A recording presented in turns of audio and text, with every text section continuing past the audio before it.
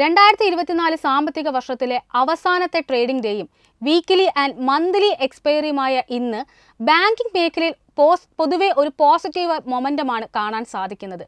Heavy weight ഓഹരികളിൽ ശക്തമായ buying interest കടന്നു വന്നതിനെ തുടർന്ന് ഷോർട്ട് ടൈമിൽ ഒരു ബുള്ളിഷ് ബ്രേക്ക്ഔട്ട് നടന്നതായി മേഖലയിലെ വിദഗ്ധർ അഭിപ്രായപ്പെടുന്നു. ഇതേ തുടർന്ന് ബാങ്കിംഗ് സൂചിക ദിവസങ്ങൾക്ക് ശേഷം 47,000 എന്ന മാർക്ക് മറികടന്ന് മുന്നേറുന്ന കാഴ്ചയാണ് കണ്ടത്.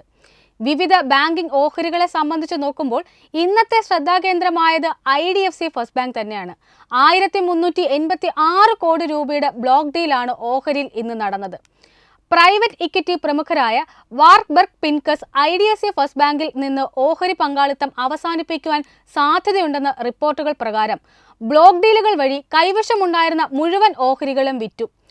വാർബർഗ് പിൻകസിന്റെ അഫിലിയേറ്റായ ക്ലോവർഡൽ ഇൻവെസ്റ്റ്മെന്റ് 15.9 കോടി ഓഹരികൾ വിറ്റഴിക്കാൻ സാധ്യതയുണ്ടെന്നും റിപ്പോർട്ടുകൾ ഉണ്ടായിരുന്നു. ഇടപാട് നടക്കുക ഓഹരി ഒന്നിന് 75 രൂപയിലായിരിക്കും. ഈ ഒരു വിൽപ്പനയിലൂടെ ഏകദേശം 1191.4 കോടി രൂപ നേടാനാണ് ലക്ഷ്യമിടുന്നതെന്നും പ്രതീക്ഷിക്കുന്നു. ഇത് ആദ്യമായല്ല IDFC ഫസ്റ്റ് ബാങ്കിൽ ക്ലോവർഡൽ ഇൻവെസ്റ്റ്മെന്റ് ഓഹരികൾ വിറ്റഴിക്കുന്നത്. 2023 സെപ്റ്റംബറിൽ 2480 കോടി രൂപയുടെ ഓഹരികൾ ബ്ലോക്ക് ഡീൽ വഴി വിറ്റഴിച്ചിരുന്നു. ഏകദേശം 4.2% ഓഹരികളാണ് അന്നത്തെ ബ്ലോക്ക് ഡീൽ വഴി വിറ്റഴിച്ചത്.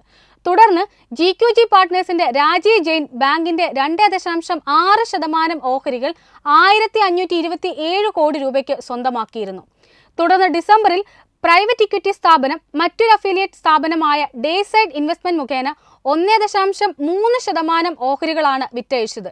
ഏകദേശം 790 കോടി രൂപയ്ക്കായിരുന്നു ഈ ഇടപാടും നടന്നത്. ഇതോടെ ഡേസൈഡ് ഇൻവെസ്റ്റ്മെന്റിന് ബാങ്കിൽ ഇപ്പോൾ ഓഹരി പങ്കാളിത്തമില്ല. ഇനി ബാങ്കിന്റെ ക്വാർട്ടർലി റിസൾട്ടിലേക്ക് നോക്കുകയാണ് എന്നുണ്ടെങ്കിൽ ഡിസംബറിൽ അവസാനിച്ച പാദത്തിൽ അറ്റാദായത്തിൽ ഏകദേശം 18.4% വളർച്ച കൈവരിച്ചുകൊണ്ട് 715 കോടി രൂപയാണ് അറ്റാദായമായി രേഖപ്പെടുത്തിയിരുന്നത്. അറ്റപലിശ വരുമാനത്തിലും അസറ്റ് ക്വാളിറ്റിയിലും മെച്ചപ്പെടുത്താനും ബാങ്കിന് സാധിച്ചിട്ടുണ്ടായിരുന്നു. മൊത്ത നിഷ്ക്രിയാസ്തി മൂല്യം നോക്കുമ്പോൾ 2.04%-ആയാണ് ഡിസംബർ പാദത്തിൽ കുറഞ്ഞത്. കഴിഞ്ഞ വർഷം സമാന പാദത്തിൽ 2.96%-ആയിരുന്നു. അറ്റപലിശ വരുമാനം, കോർ പ്രവർത്തന വരുമാനം എന്നിവയിൽ യഥാക്രമം 30%, 31% എന്നിങ്ങനെ വാർഷിക വളർച്ച രേഖപ്പെടുത്താനും കമ്പനിക്ക് സാധിച്ചിരുന്നു. കമ്പനിയുടെ പിയോട്രോസ്കി സ്കോർ നോക്കുകയാണെങ്കിൽ 7 ആണ്. ഇത് കമ്പനി ഫണ്ടമെന്റലി പിയേഴ്സിനെ അപേക്ഷിച്ച് വളരെ സ്ട്രോങ് ആണെന്ന സൂചനയാണ് നിക്ഷേപകർക്ക് നൽകുന്നത്. എന്നിരുന്നാലും സെപ്റ്റംബറിന് ശേഷം ഓഹരിയിൽ വലിയ തോതിലൊരു ബൈയിങ് ഇൻട്രസ്റ്റ് കാണാൻ സാധിക്കുന്നില്ല. നിലവിൽ ഓഹരി ഒരു ബിയറിഷ് ട്രെൻഡിൽ തന്നെയാണ് തുടരുന്നത്. ഇനി ഓഹരിയുടെ പ്രകടനം നോക്കുകയാണ് എന്നുണ്ടെങ്കിൽ കഴിഞ്ഞ ഒരു വർഷത്തിനിടയിൽ ഏകദേശം 40% നേട്ടമാണ് ഈ ഒരു ഓഹരി നിക്ഷേപകർക്ക് നൽകിയിട്ടുണ്ടായിരുന്നത്. എന്നാൽ ഈ ഒരു 2024 ആരംഭിച്ചതിന് ശേഷം നോക്കുകയാണെങ്കിൽ നെഗറ്റീവ് റിട്ടേൺസ് തന്നെയാണ് നൽകി വരുന്നത്. ഇയർ ടു ഡേറ്റിൽ ഏകദേശം 15% ഇടിവ് രേഖപ്പെടുത്തുമ്പോൾ കഴിഞ്ഞ ഒരു മാസമായി 6.29% ഇടിവും ഒരാഴ്ചക്കിടെ 2.5% ഇടിവുമാണ് രേഖപ്പെടുത്തുന്നത്. അതിനോടൊപ്പം തന്നെ നേരത്തെ സൂചിപ്പിച്ചതുപോലെ ഈ ഒരു സാമ്പത്തിക വർഷത്തിലെ അവസാനത്തെ ട്രേഡിംഗ് ഡേ ആണിത്. 2024 ഏപ്രിൽ 2ാം വാരം ആകുമ്പോഴേക്കും കമ്പനികളുടെ 4ാം പാദ ഫലങ്ങളും അതിനോടൊപ്പം തന്നെ അവരുടെ ഇയർലി റിസൾട്ടും വരാനിരിക്കെ സിറ്റി റിസർച്ച് ഇന്ത്യൻ ബാങ്കുകളെ സംബന്ധിച്ച് ഒരു ഔട്ട്ലുക്ക് പുറത്തുവിട്ടിട്ടുണ്ട്. ആ റിപ്പോർട്ട് അനുസരിച്ച് ഇന്ത്യൻ ബാങ്കുകൾക്ക് അറ്റപലിശ വരുമാനത്തിൽ ഏകദേശം 2 മുതൽ 3% വരെ പാദാടിസ്ഥാനത്തുള്ള വളർച്ച രേഖപ്പെടുത്താൻ സാധിക്കുമെന്നാണ് പറഞ്ഞിരിക്കുന്നത്. ഇനി നികുതിക്ക് മുമ്പുള്ള ലാഭത്തിലേക്ക് നോക്കുകയാണെങ്കിൽ 14% മുതൽ 15% വരെ വളർച്ച ബ്രോക്കറേജ് പ്രതീക്ഷിക്കുന്നു. ഇനി ലോണിലും നിക്ഷേപങ്ങളിലും ഒരു ബാലൻസ്ഡ് ആയ വളർച്ച ഉണ്ടാകുമെന്നാണ് ബ്രോക്കറേജിന്റെ വിലയിരുത്തൽ. കഴിഞ്ഞ പാദങ്ങളെപ്പോലെ ലോൺ ഡിപ്പോസിറ്റ് അനുപാതത്തിലെ വളർച്ച കുറയ്ക്കാൻ സാധിക്കുമെന്നും ബ്രോക്കറേജ് നിരീക്ഷിക്കുന്നു. ചെലവിലുണ്ടായ വർധനവും ഫ്രാഞ്ചൈസി വികസനത്തിനും ടെക്നോളജിക്കുമായി നിക്ഷേപം നടത്തിയത് പ്രവർത്തന ചെലവിന്റെ വർധനയിലേക്ക് നയിക്കുമെന്ന് കൂടി ബ്രോക്കറേജ് ഇപ്പോൾ കൂട്ടിച്ചേർക്കുന്നു.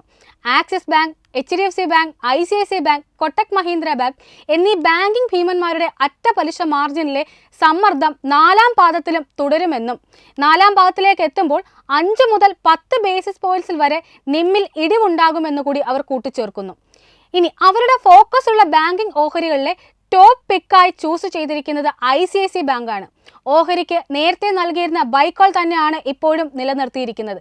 ഏകദേശം 20% ഓഹരിക്ക് ഇപ്പോൾ കാണുന്ന വളർച്ചാ സാധ്യത. നൽകിയിരിക്കുന്ന ടാർഗറ്റ് വില 1322 രൂപയാണ്.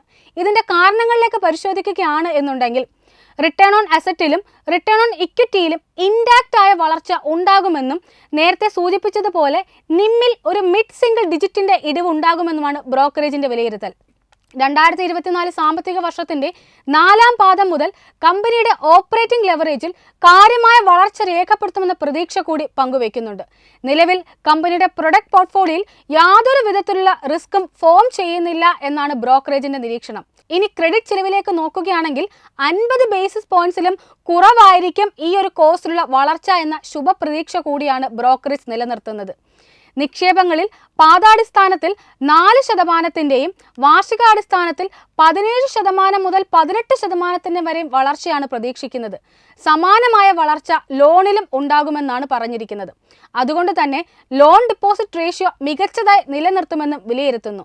നിലവിൽ ഓഹരിയുടെ പ്രകടനം വിലയിരുത്തുകയാണ് എന്നുണ്ടെങ്കിൽ മികച്ച പ്രകടനം നടത്തുന്ന ബാങ്കിംഗ് ഓഹരികളിൽ ഒന്നായിട്ടാണ് ഇന്നിപ്പോൾ ICICI ബാങ്ക് മാറിയിരിക്കുന്നത്. പെർഫോമൻസ് വൈസ് നോക്കുകയാണ് എന്നുണ്ടെങ്കിൽ ഇയർ ടു ഡേറ്റിൽ ഏകദേശം 10%-ലധികം നേട്ടം നൽകാനായിട്ട് ബാങ്കിന് സാധിച്ചിട്ടുണ്ട്. കഴിഞ്ഞ ഒരു വർഷത്തെ കണക്കുകൾ പരിശോധിക്കുകയാണെങ്കിൽ 29%-ലധികം നേട്ടം നൽകാനും ഈ ബാങ്കിംഗ് ഫീമിന് സാധിച്ചിട്ടുണ്ട്. കഴിഞ്ഞ 3 വർഷത്തെ കണക്കുകൾ പരിശോധിക്കുമ്പോൾ 90%-ലധികം നേട്ടമാണ് ICICI ബാങ്ക് നിക്ഷേപകർക്ക് നൽകിയിട്ടുള്ളത്. പൊതുവെ ബുള്ളിഷ് ട്രെൻഡിൽ തുടരുന്ന ഓഹരി മുന്നോട്ടും ഈ ഒരു കുതിപ്പ് തുടരും എന്ന പ്രതീക്ഷ തന്നെയാണ് ബ്രോക്കറേജ് ഇപ്പോൾ പങ്കുവയ്ക്കുന്നത്.